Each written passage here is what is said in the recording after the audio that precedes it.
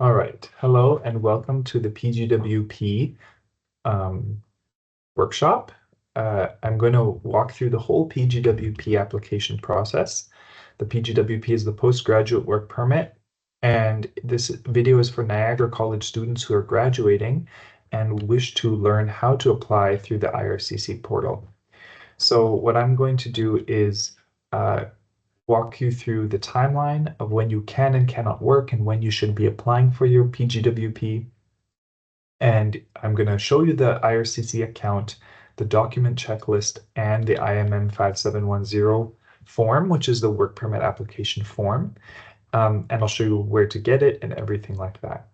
So you can use this video to help you apply. You can have your application open and watch me at the same time. You can pause, slow down, fast forward, rewind to help you understand your application and what you need to do to be successful. Just a few notes. This presentation is general advice for Niagara College students. It's to help you submit your application on your own, but you can also wait to do a validation session with one of the international student advisors, or you can hire a regulated Canadian immigration consultant or a licensed lawyer to file your application for you. But this application is not for specific cases. Every case might have some differences that make it a little bit different the way you need to fill your forms or documents you need to submit. And so if you have any questions about your specific case, please contact your international student advisor right away. I also want to say that no application can be guaranteed. So if you follow all the advice in this video, I cannot promise you that your work permit will be approved. No one can promise you an IRCC approval, but I am a regulated Canadian immigration consultant and I have a lot of experience with work permits, with PGWPs, and this is a fulsome advice as best as I can give it for the general situation of an international student.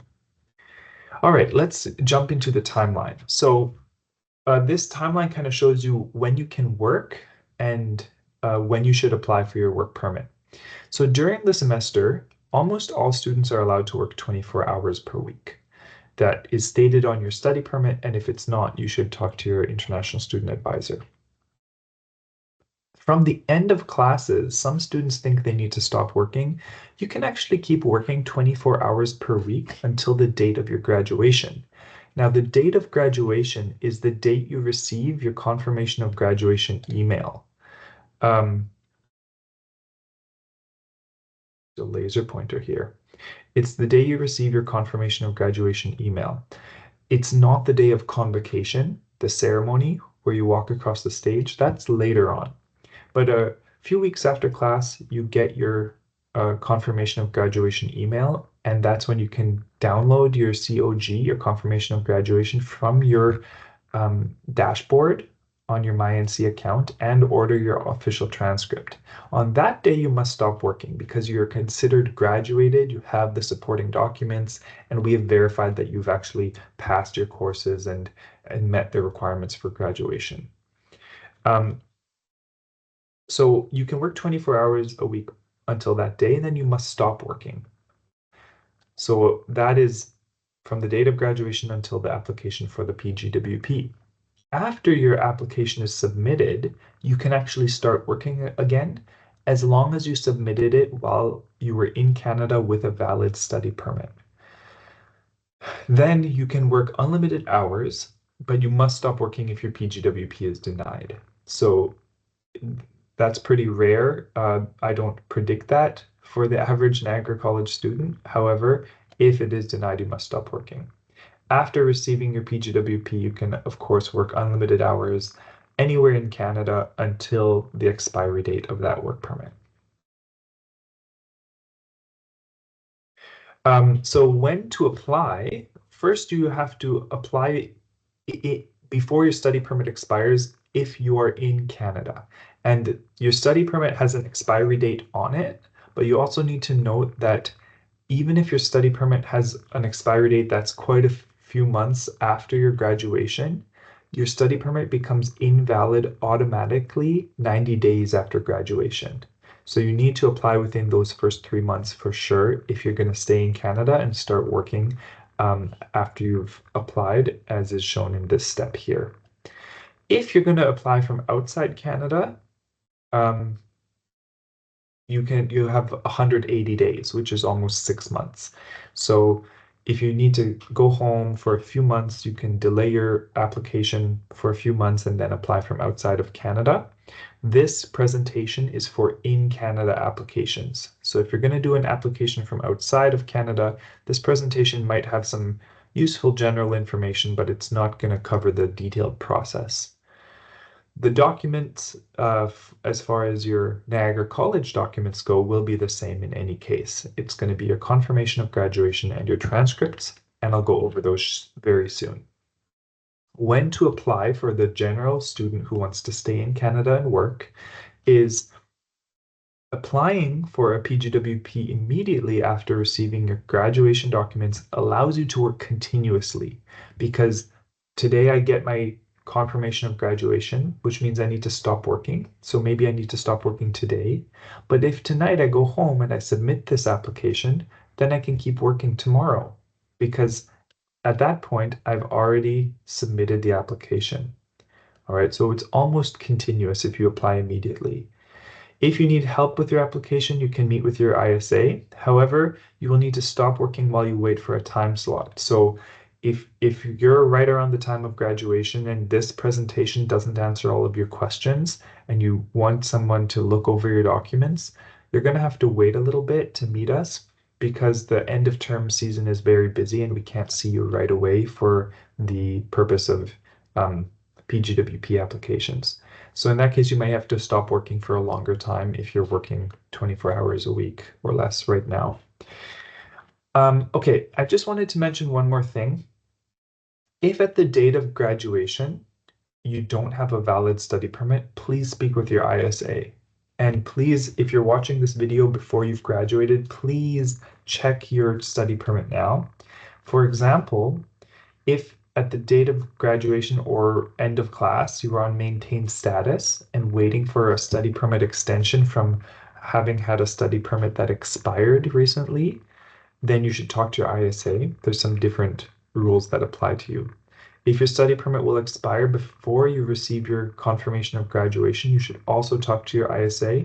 For example, your classes end on April 15th and your study permit expires on April 30th, but your confirmation of graduation isn't going to be issued until May 5th or something like that, you might have a problem. So please speak with your ISA. Or if your study permit expired already and you didn't notice, you forgot about it, or you ignored that, please speak with your ISA, because we'll have some other advice for you on that as well. All right, so we're going to dive right into the IRCC account. You can scan this QR code using your phone, but I do recommend using a laptop because there's a lot of things you need to follow. So let me just show you what it looks like. So I'm going to just click on it directly, and I'm going to pull it up. So it looks like this, your IRCC secure account. You can also Google it, IRCC secure account. And then you're going to sign in using your GCKey username and password. You can even use your Interact signing partner, like if your bank has a sign-in partner. Most students I haven't seen do this, but it is possible. The GCKey, you should have an account from your original study permit application from overseas. If you no longer have access to that account, you can always make a new account. It's okay to use a different account. But it is recommended to continue using the same one. Then you have all your applications in the same place and it's very organized. So I'm going to sign into my account, which I've made for this presentation. Just give me 1 second here. It takes a while to sign in because they ask you all these security questions. Okay. Now they're going to send me a passcode to my email.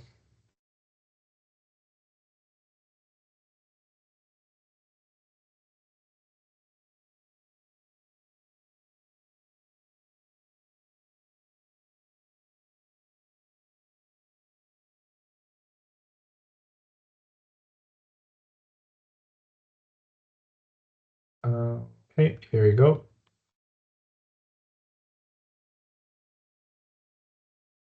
And then they're going to ask me probably a couple of questions, and then we're going to get into the account. All right, so the account looks like this. Here we go. So the applications you submitted, I have no applications, but you might have your previous study permit application here or any other applications you've done before, and it'll have the current status, like approved, if your study permit was approved. And then if you've started an application, you can do it here. Now, even if today you're looking at this video and you haven't graduated, you can start the application, and then as soon as you get your graduation documents, you just submit those and submit the application. So that's what I recommend that you're going to do. So you click Apply to come to Canada, and you scroll down and click Visitor Visa, Study, or Work Permit. And now I'm going to fill this application as if I'm a Niagara College student. This is going to be some generic information. Please don't copy exactly what I do, but use the information that is applicable to you. So if you have any difference from what I'm doing, please use your accurate information. Mine is just a sample. If you have any questions, again, you can reach out to your ISA if you're unsure of something. So what would you like to do in Canada? I would like to work because I'm applying for a work permit. How long are you planning to stay? More than 6 months. Most of our students are applying for a 3-year work permit or a 1-year work permit. Select the code that matches the one on your passport. I'm just going to use any code. Maybe Ghana today is what I'll try. What is your current country or territory of residence? It is Canada. Do you have a family member who is a Canadian citizen or permanent residence? No. Now, of course, your country or territory of residence, even if you have a permanent home address back home, put Canada if you're in Canada now, because we're doing an in Canada application. My date of birth, I'm just going to keep it simple and use a sample, 2000 January 1. Are you a lawful permanent resident of the US with a valid US number? No. What is your current immigration status? Well, it would be student.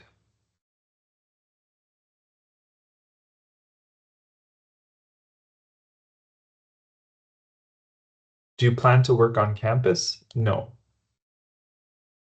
Are you a full-time student at a participating institution and want to work off campus up to 20 hours a week? Now it's 24.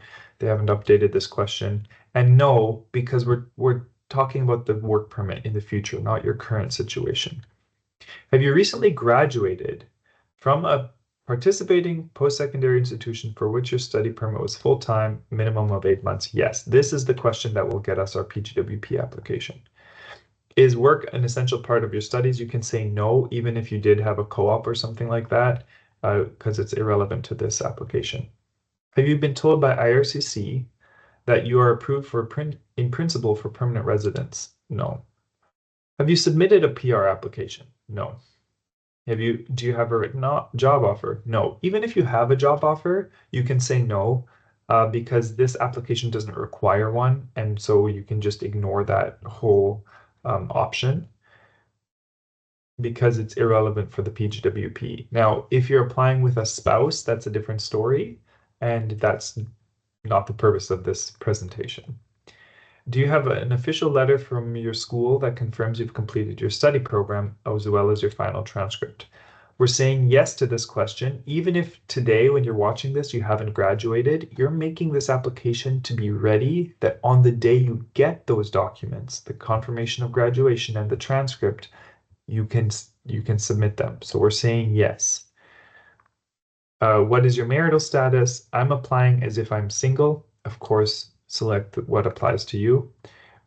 Just to clarify, if you're just dating somebody, you don't obviously select anything. But in Canada, we do have a status called common law, which in general, the basic rules of that are you've been living together at the same address for at least 12 months, and you're in a long-term relationship.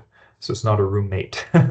Um, and so that is a status that many students do select. If that applies to you and you're not sure because your country has different rules, ask your ISA, please. But I'm applying for this application as a single person. What is your province or territory of destination? Even if you plan to move out of Ontario, you can just select Ontario. That's where you're graduating, and your plans might change. So you can apply here for a TRV, which is not what we're doing today, or your postgraduate work permit. So that's what we're going to do. And then it says you're almost there. We're going to ask some more questions. So we say continue to that as well. Then it says this question again, do you have the official confirmation of graduation in your transcript? We say yes. Have you had a medical exam performed by an IRCC panel physician within the last 12 months? Well, this, many students say no, and that's okay. I'll show you, I'm going to say yes to this question so that I can show you how to upload it. But, well, let me first say no, and then I'll show you how it looks. If you say no, then it asks you this question. A medical exam is needed if the following applies to you. If you want to stay in Canada for more than 6 months and have lived in a designated country for more than 6 months in the past year. Now, if you've been in Canada studying for at least a 1-year program or more, that doesn't apply to you because you've not lived in another country for 6 years. The second part is more important. Intend to work in one of the following jobs.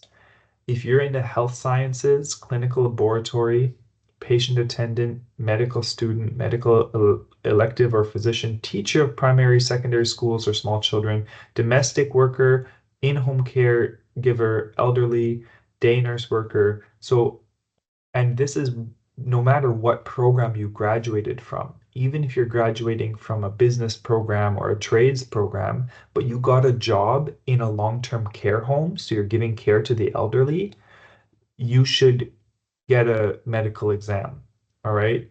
And anyone graduating from any health-related work, any childcare-related program, you should get a medical exam that is within the last 12 months. Actually, we would recommend within the last 6 months because we've seen students submit their medical exams that were like 11 months old, and by the time that their PGWP was processed, it was expired. Even in that case, we have seen refusals. So to avoid that, just preemptively get a new medical exam from an IRCC panel physician. I'll show you the form. If you don't know where to get a medical exam, you can ask your ISA. We can help you find the local physicians that are panel physicians authorized by IRCC to do the exams. So if you don't want to do a medical exam and you're not going to work in any of these jobs, you can say no and then continue. And then it asks, do you want to work in one of these jobs again? Basically the same question, you can say no. Now, for my application, however, I'm going to modify my answers and say that, yes, I do have a medical exam. And then it continues with the question. So you can always go back and modify these even after this questionnaire. Just going to take a sip of water here. Do you want to submit an application for a family member? This is where if you have a spouse or children who are going to stay with you in Canada during your work permit time, you would say yes. I'm going to say no. And if you say yes, then it'll start asking you questions about them. So be prepared to answer those.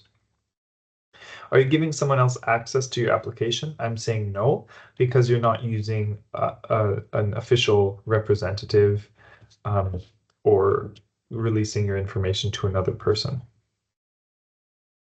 Did your representative give you a submission letter?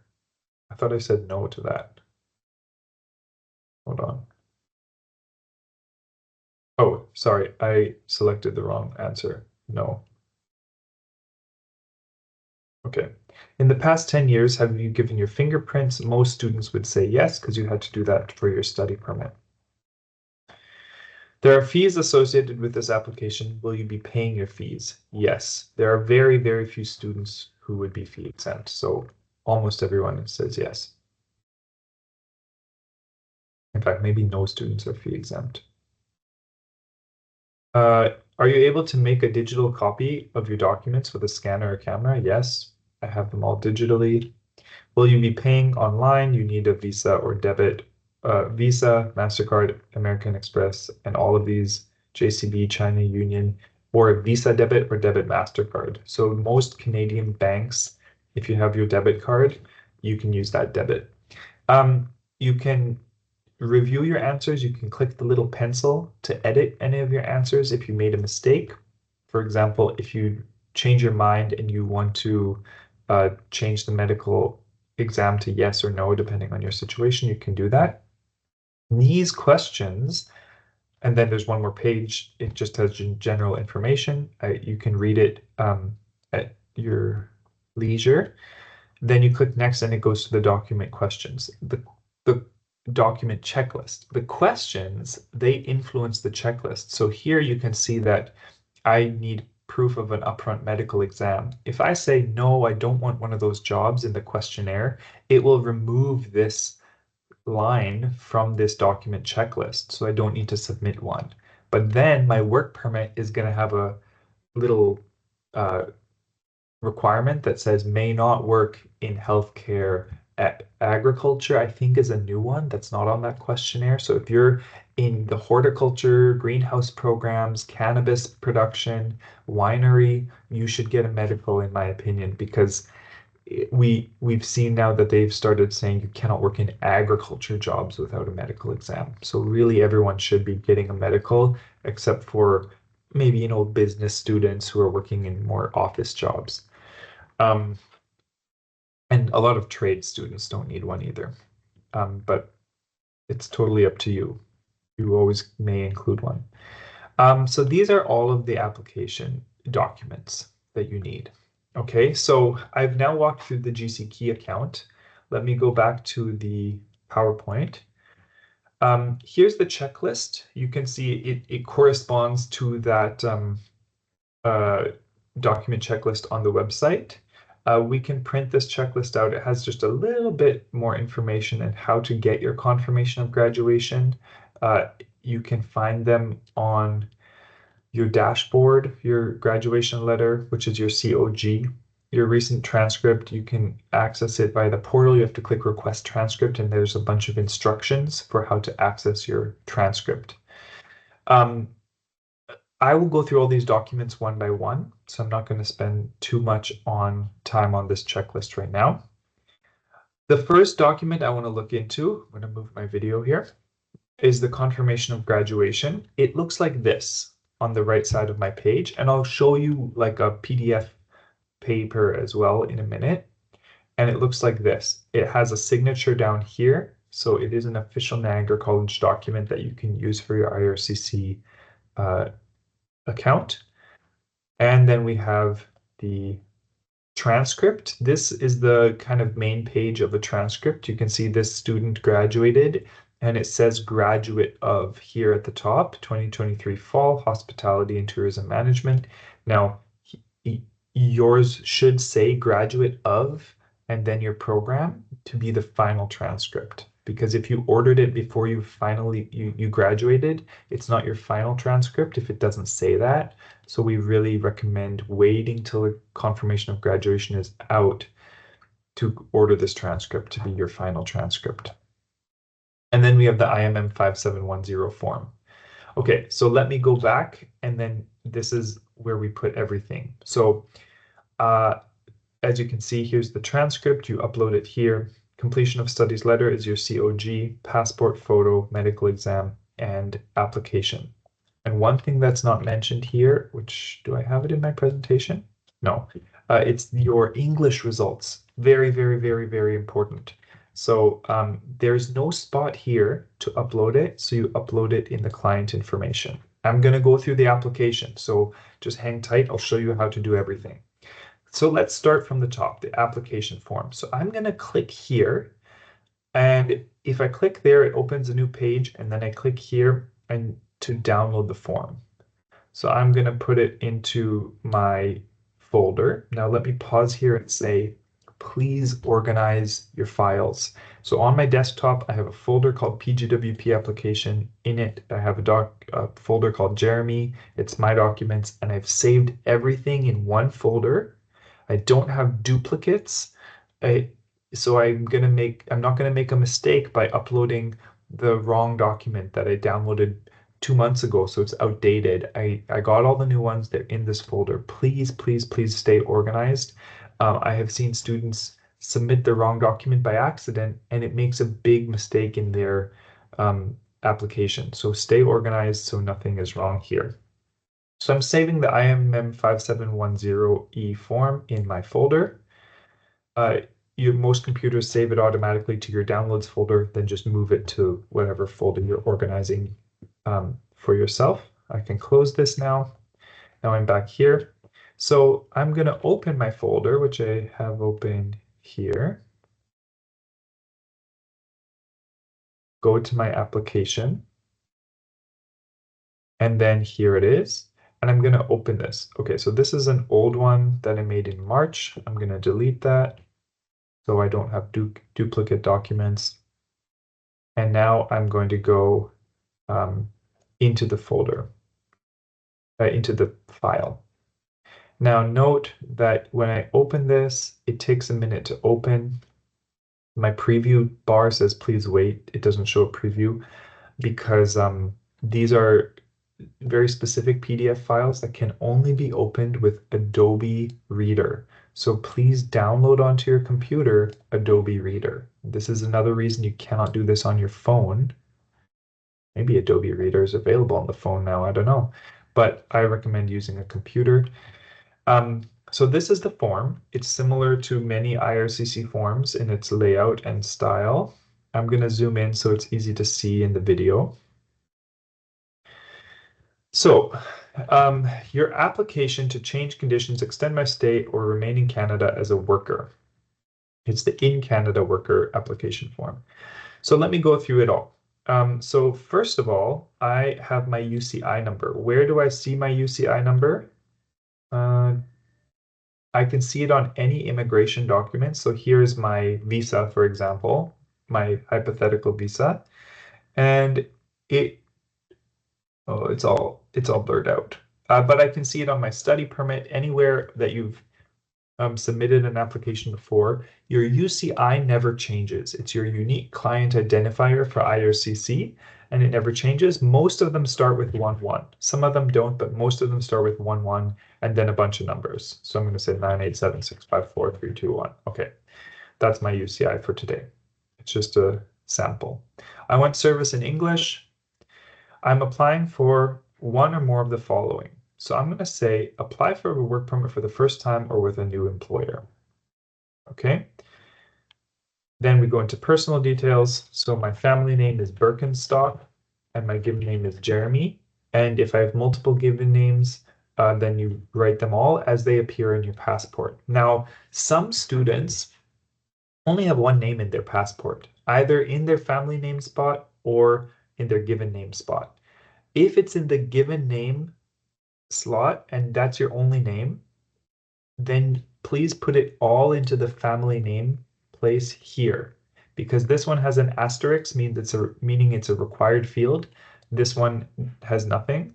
So for example, if my only name is Jeremy, I would put it, let me just cut this out, and I would put it here, even though my passport has it as given name. But because I have two separated names, I'm putting them separately. Have you ever used another name? So if a lot of students maybe had a different name before they were married or something like that, if you ever had a name change, please say yes and then put your previous name. I'm saying no. Many students have not had a name change. Sex, you put what is shown on your passport. Date of birth, I'm putting the same one that I have in my application, which should be what is in your passport, 0101. Place of birth, I'm gonna say Accra. Is that the capital of Ghana? Google, help me. Ghana, capital, city, Accra. Okay, good. I spelled it correctly. Good. Because I put as my sample country just for the purpose of this application that I'm from Ghana.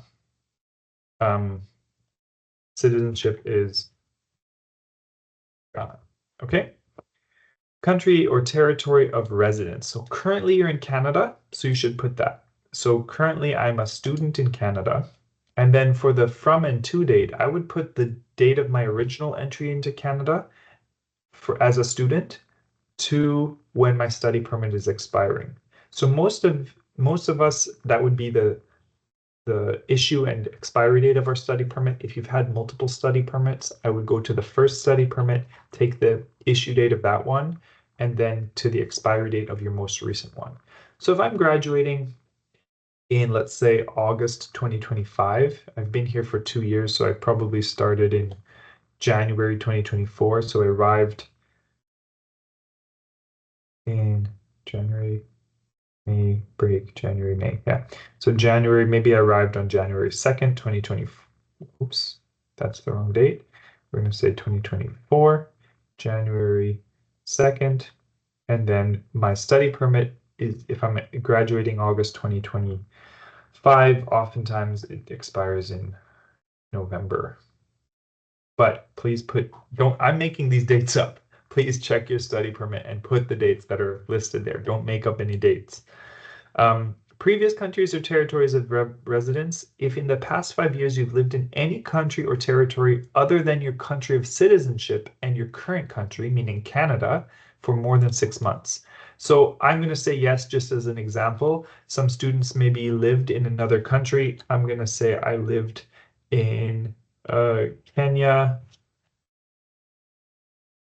as a worker from 2020, well, let's say 2023, 01 until I left Kenya in 2023, let's say December 1st. Okay, so that's an example. If you lived somewhere else for work or study for more than 6 months, put that there. If you've only lived in Canada and your home country for the past 5 years, put no. All right. Your current marital status, again, I'm putting single, but you should make it accurate according to your situation. Okay, there's quite a few options. And then put the date on which you were married, for if you are married in a common law relationship. So the date you entered that relationship. And then there's one more section. Have you previously been married? I'm saying no to this as well. If you had a previous marriage or a common law relationship, please put the details there. If you had more than one, that would be something to put in a letter of explanation. And maybe you want to reach out to your ISA to verify how you should explain that.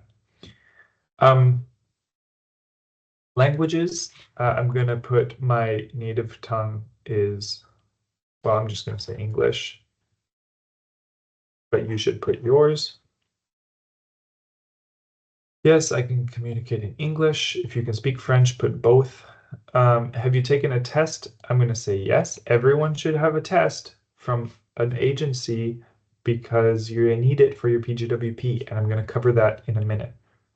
My passport number, I'm going to say 1, 2, 3, 4, 5, 6, 7, 8, 9. My territory of issue is Ghana. Just going to be very consistent here. Issue date is 2021 01 and let's say 02, and expiry date is 2031 01. Okay, a lot of passports are issued for 10 years. Please accurately put your passport information. Do you have a national ID document? I'm going to say no, but a lot of students have like a citizenship card or a national ID card issued by your state. Please put that information. If it has no issue and expiry date printed on it, you can leave those blank. But don't use a card that's like for a specific purpose in your country, like a driver's license. Or in Canada, we have a health card that's our ID, but it's for a purpose. So it's not really a national ID document. But if I had like an Ontario ID card, that's what I would put here as a Canadian. I don't know everyone's country's specific ID card system. US PR card, I'm going to say no. Contact information. So this, you should put your current mailing address, and they're going to send you your work permit here. So please make sure you can get mail at that address. So I'm going to say it is like #1 Main Street in Niagara Falls, Canada, Province, Ontario, postal code L1L1L1. I don't know, just making it up. Same as mailing address, I'm going to say yes. If you have a different address where you're living and you cannot get mail there, please put your mailing address here and separate your living address. Cell phone number, I'm going to put my cell phone, country code, well, I put Canada, US, yes, and then it enters it. Put your Canadian number. So 289-289-2899 is just an example. You don't need to put an alternate number or a fax number, and then email address. I would not use your Niagara College email address because you want all of your correspondence to be consistent so you don't lose track of it, and you may not always be using your Niagara College student email address. I'm just putting this in as a sample. All right, the date and place of your original entry into Canada. So put the first time you ever came to Canada, even if it was before you arrived for Niagara College. Maybe you came as a visitor years ago or something like that. You put the first date. For my purposes, I'm just going to say that I entered on January 2nd, and that was the first day I came. I arrived at Toronto Pearson International Airport. Purpose for coming to Canada was to study. Date of my most recent entry into Canada, maybe I went home during the term break or during my gap semester. So I'm going to say I did that and I came home after my gap semester. So I came home in 2024, December, something like that. And it was also at Toronto Pearson International Airport. If you crossed the border from the US, then you would put like the Peace Bridge in Buffalo or the Fort Erie as the place of enter. If you arrived in Montreal International Airport, you would put that. So please be specific to your case. Your document number of the most recent visitor record, study permit, work permit, or TRP issued to you. So on your study permit, in the top right corner, there's a black number and a red number. It's the black number, and it starts with F. So I'm going to say F 1, 2, 3, 4, 5, 6, 7, 8, 9. Okay, so please use that number. What type of work permit are you applying for?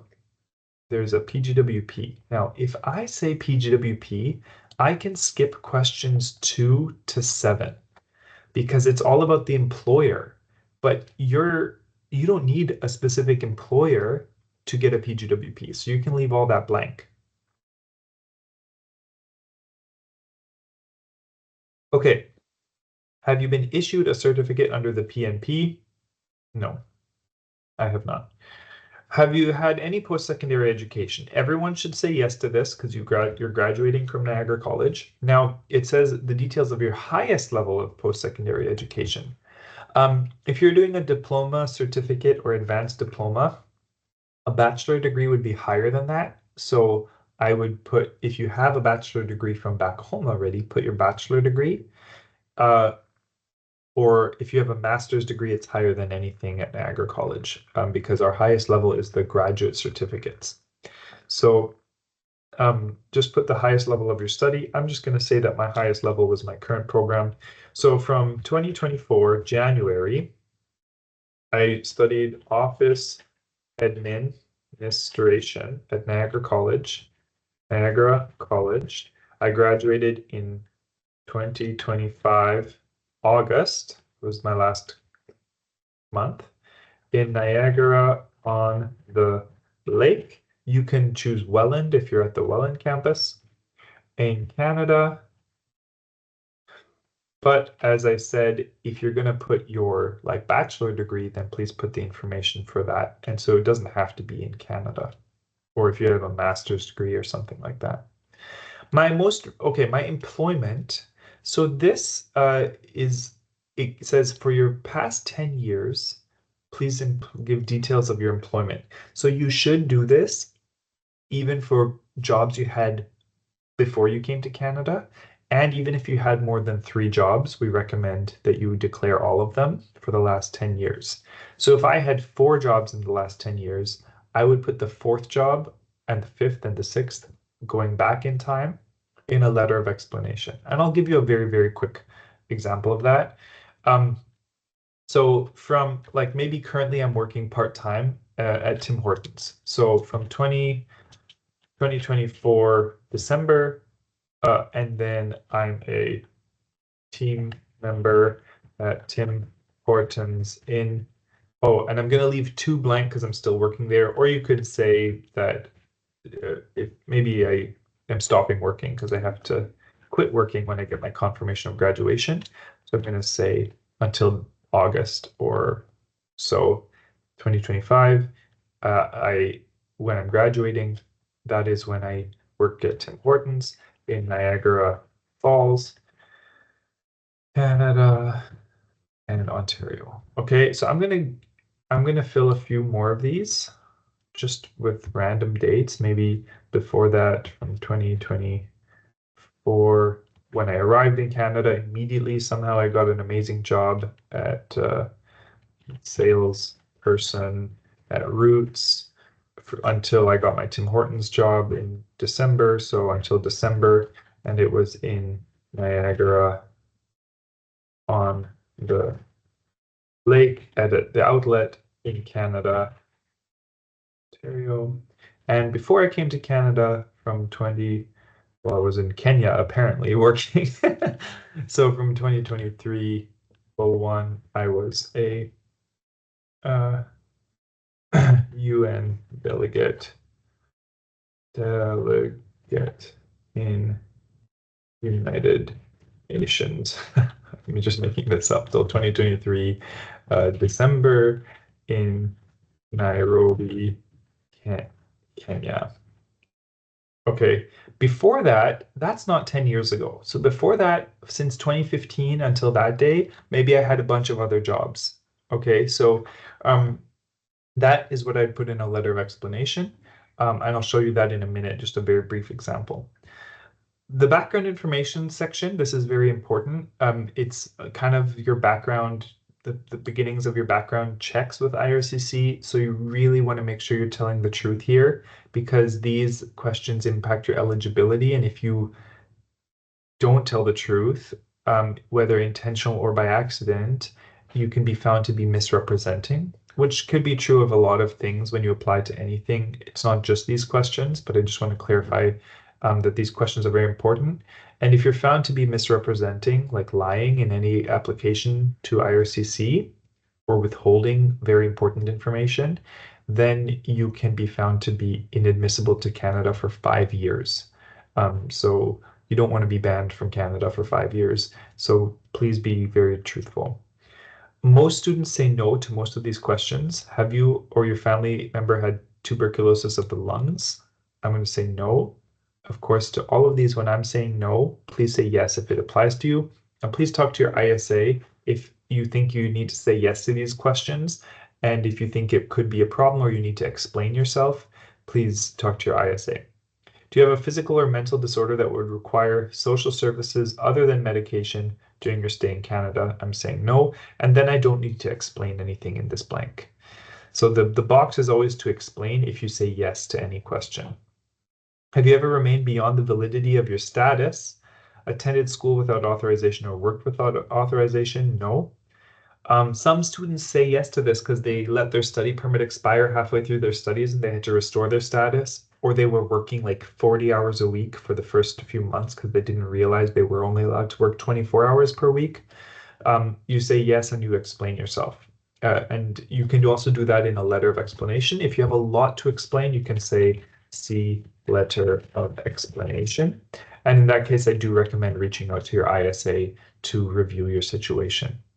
Have you ever been refused to Canada or any other country? I'm going to say yes as an example because this is fairly common for a student to have one study permit refusal, and then they got approved. And then have you previously applied to enter Canada? The answer is yes for everyone because you obviously got your study permit. So I need to explain question 2B and 2C. So 2B, I could just explain it like this. I applied for a study permit in 2023 and in, let's say, some more specific, January 2023, which was refused. Okay, we want to say to Canada because this says any country, right? So you also, if you were refused a visa to China, you've got to state that here and don't hide it. 2C, have you previously applied to enter Canada? I applied for another study permit in August 2023 and it was approved because then I came to Canada in January 2024. Have you ever been arrested for or charged with any criminal offense in any country or territory? No. Just note that it says arrested, so that doesn't mean you ever were charged or found guilty. So some people, they were arrested by the police very briefly and then let go, and they never went to court or anything like that. And they think, oh, I have no criminal history, so I'm going to say no. But you really want to be honest, and even if you're arrested for 2 hours, say yes. Arrested meaning detained. If you're pulled over at the side of the highway, obviously that's different. You just got a ticket. And again, if you have any questions about this, please ask your ISA. These are more complicated questions, so that goes beyond the purpose of this video. Did you serve in any military? I'm going to say no. And please read these very carefully. Civil Defense Unit, Security Organization, Police Force, etc. Are you or have you ever been a member associated with any political party or group which has engaged in or advocated violence as a means to achieving political or religious objective? No. Have you ever witnessed or participated in ill treatment of prisoners, looting, desecration of religious buildings? No. Do you consent to be contacted? Yes, I want them to contact me. And signature of applicant, you put your full legal name. And then you say 2025. I'm going to put today. Oh, yeah, I can put today's date. 06/26. That's the day I'm recording this. And now I'm done this form and I can click validate. Even if, well, yeah, I can click validate. Okay, and then I save this. And now it's saved in my folder. These barcodes appear when you validate it. That's totally normal. The rest of the application is still above. And if you remember any changes that you need to make, or you double check the numbers and you entered something wrong, you can still change it, but then please click validate again and then save it again. Okay, so that's the form. I've been logged out of my GC key. It logs you out very quickly. So it takes a while to log in again. I'm going to go through the other documents before I show you how to upload them. So let me go to my folder. So that was the form. This one is done. So confirmation of graduation, I already mentioned in the PowerPoint. It looks like this. This is just a copy of somebody's. It's a little blurry, but yours will be an official PDF from Niagara College.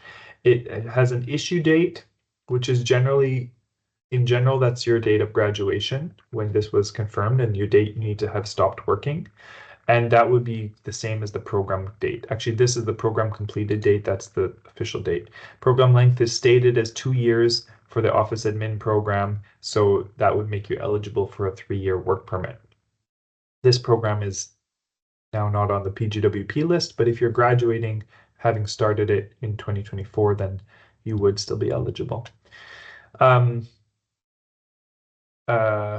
If you have any questions about your PGWP eligibility based on the rule changes that have been in place in the last year or two, please contact your ISA. So that's the confirmation of graduation. And then I'll show you all of these one by one, but actually, let me just log in again because that will allow me to just upload them as I go. Let me get my password here.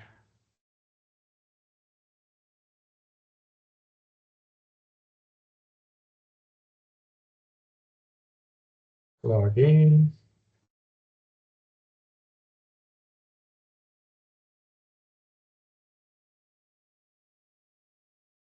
And it sends me another email code, believe it or not.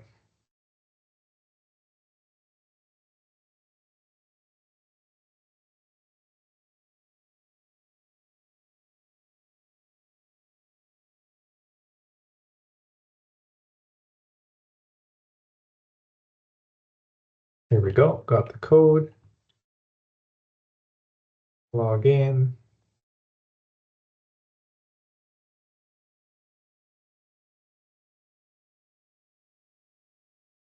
Okay, so here we go.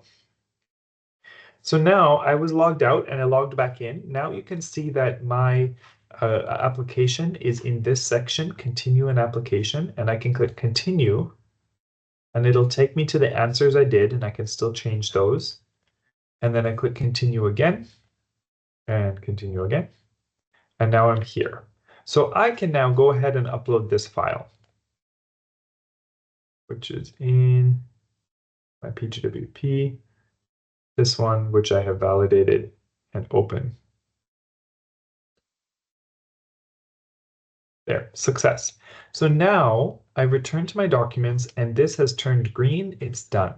So I can still update it. If I check my document and I made a mistake, I can validate, save, and then update and then upload the new file. Now, I do want to, I'll go through all of these documents and then I'll show you the details for all of them. Okay, so the transcript, so I just showed you my completion of studies letter, which is the COG. So I'm going to upload that as well. Choose file, and then confirmation of graduation. And if you're wondering how to do a preview, so you make sure you're submitting the right application, you can use this little button here in Windows. I don't know how it looks on a Mac, but if you click here, then you can just confirm, okay, that is the right document. You want to triple check everything. You don't want to submit the wrong thing. Oh, hold on, stop. Big warning sign here. Let me actually just go back to the PowerPoint. Something I need to mention. Many students do 2 programs at Niagara College. And like 2 one-year programs and then apply for a 3-year work permit. So the confirmation of graduation, you would have 2 documents, 2 confirmations of graduation. For example, a lot of the nursing student programs do palliative care and then they do community mental health. And so you would have 2 confirmation of graduations. One will be from the first graduation date, the second will be from the second, and it'll have all the information. And it'll say 1 year. You need to merge those documents into one PDF file. So you can do that using a PDF editing software to merge them together. Then you upload the merged document to your GCKey account. So you choose that one merged file, click upload, and it's uploaded. Please, please, please do not just submit your 1 year one when you've done 2 one-year programs, because there's a risk that the IRCC officer, high risk, that they will just give you a 1-year PGWP and it's too late to change anything about that. Okay, so don't make that mistake. That has been done by students before, and they were only allowed to stay in Canada 1 year after graduating, after 2 one-year programs. Okay, let's move on to the transcript. The transcript is different from the COG. So if I go to my files here and I click on transcript, I downloaded this, and you can go on your student dashboard and click order transcript, and then you'll get it.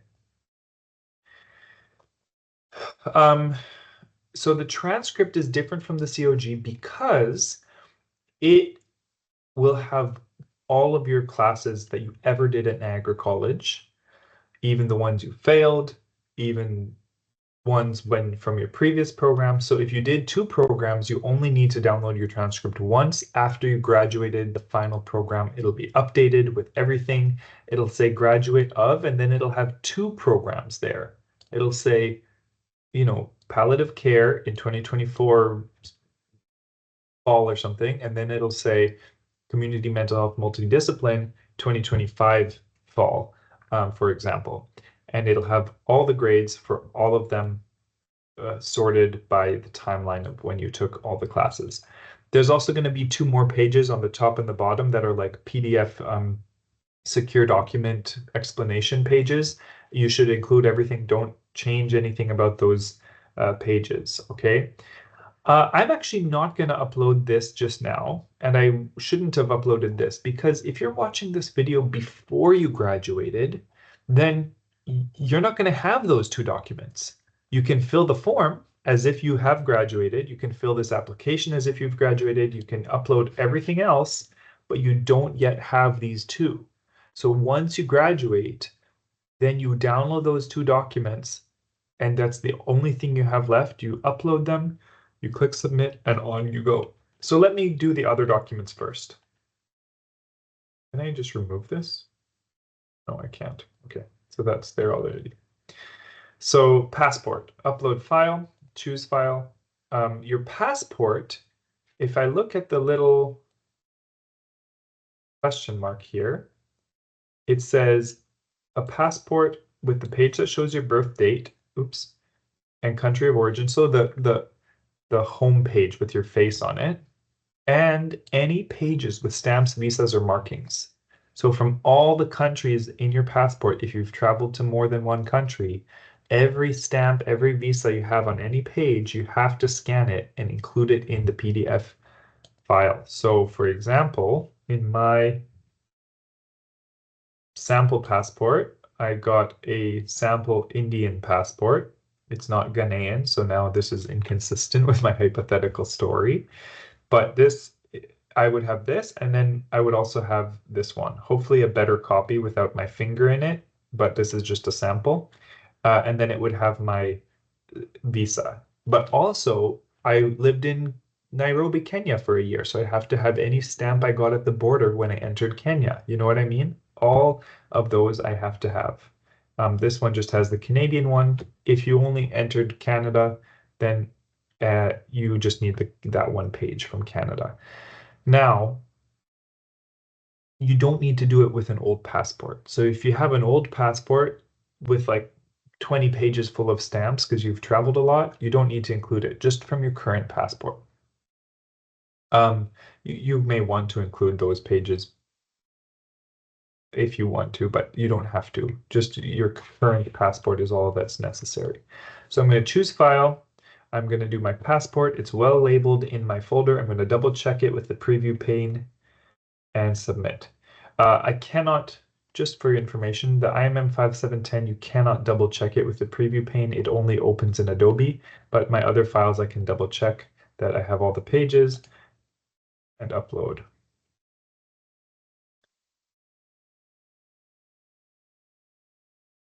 If your files are too big, bigger than 4 megabytes, you're going to have to compress the files. My photo, I'm just going to upload one. I have one against a plain background. That's my staff photo. And there it is. And my medical exam. So my medical exam document looks like this. It's my e-medical form. I imposed my face on it. It will have a picture of you in black and white here. It'll have an IME number and a barcode and all these things. There may be more than one page. You should just scan all the pages. And that's what IRCC needs to see. They need your IME number, which isn't on this form, but your form would have an IME number. Then they will look up your profile and see what the doctor said, that you were healthy and you can work in healthcare, for example. Okay, so the e-medical is what I'm uploading here. Upload. Okay, now this is very, very, very important. Please, please, please, you need to do this. you need an English exam, even though it doesn't ask you for one here. Okay, so what we're going to do is I took my CELPIP, and here it is, and I got 86877 for the average. I got it very recently, and it has my information. I'm going to upload that to the client information section. Now, the client information section is in the optional documents, but the language test is required, but you have to put it there because they still haven't updated this application to include a slot for it.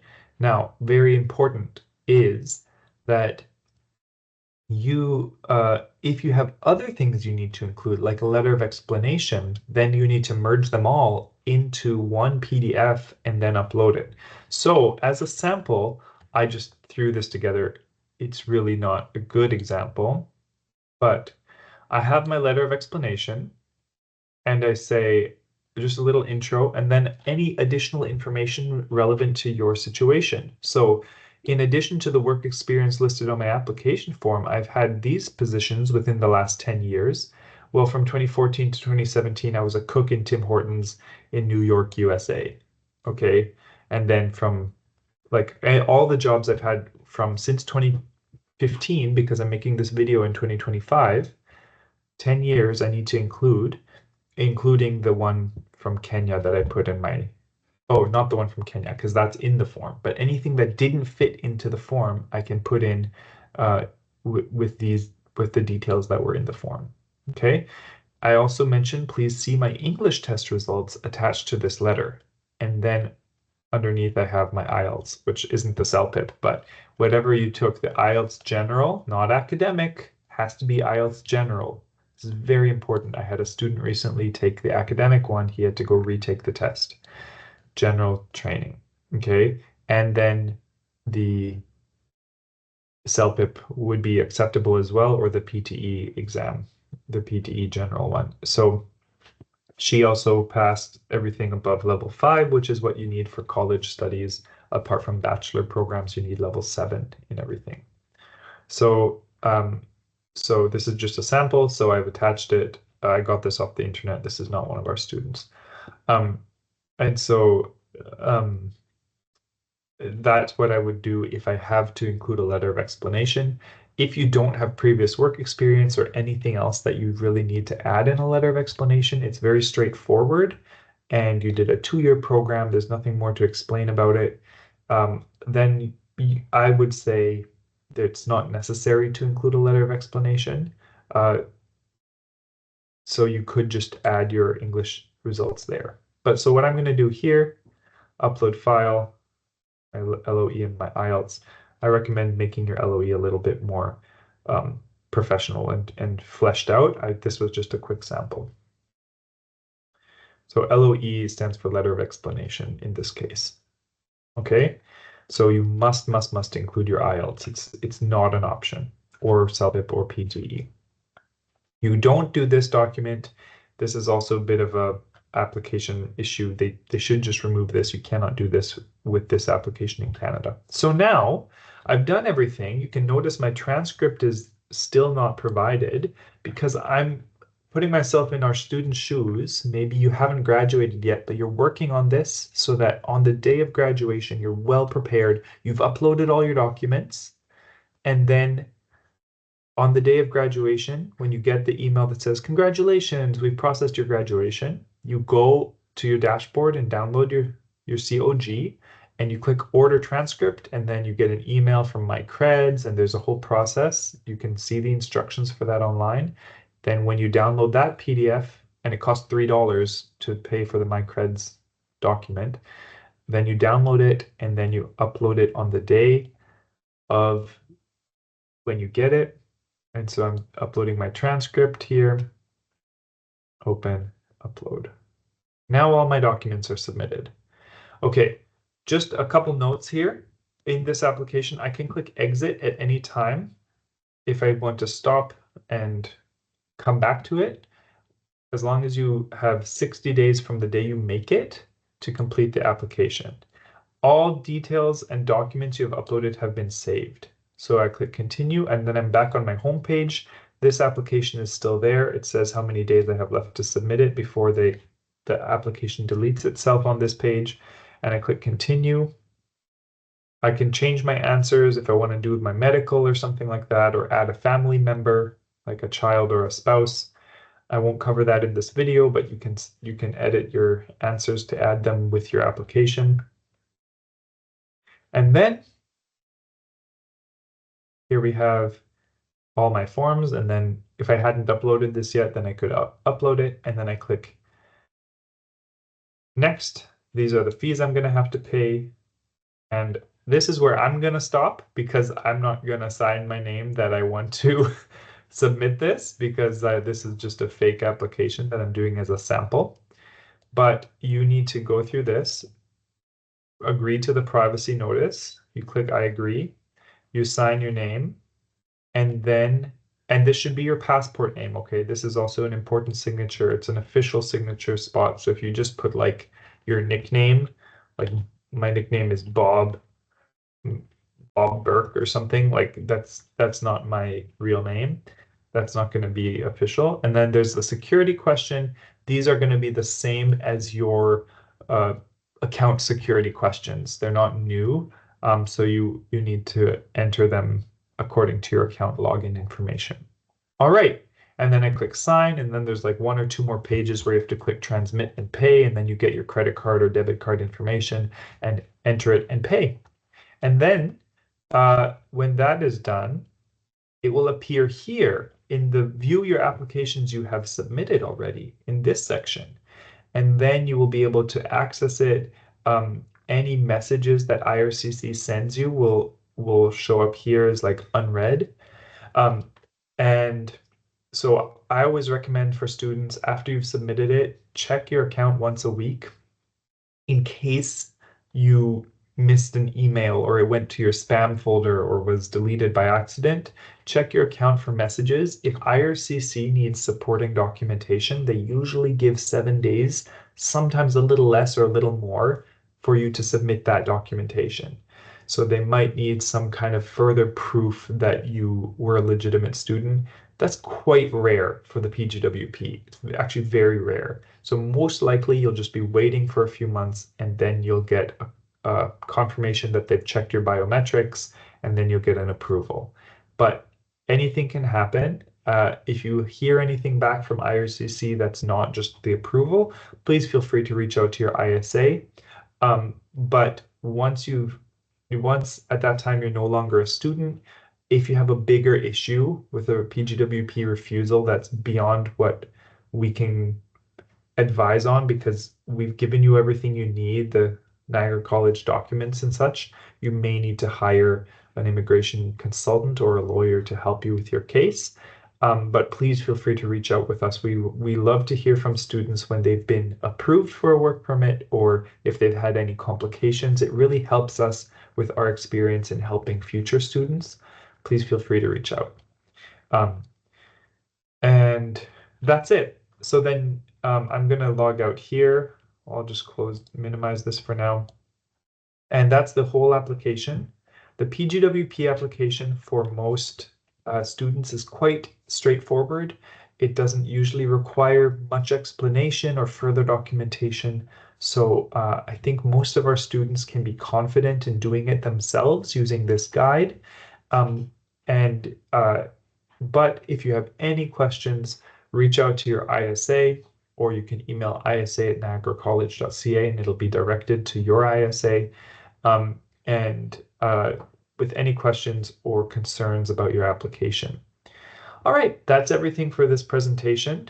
I hope you learned a lot and that you have success. Congratulations on finishing your programs, and good luck in your future. And I hope that you're able to work in Canada and enjoy your time here. All right, have a wonderful day, and I'll see you next time. Bye-bye.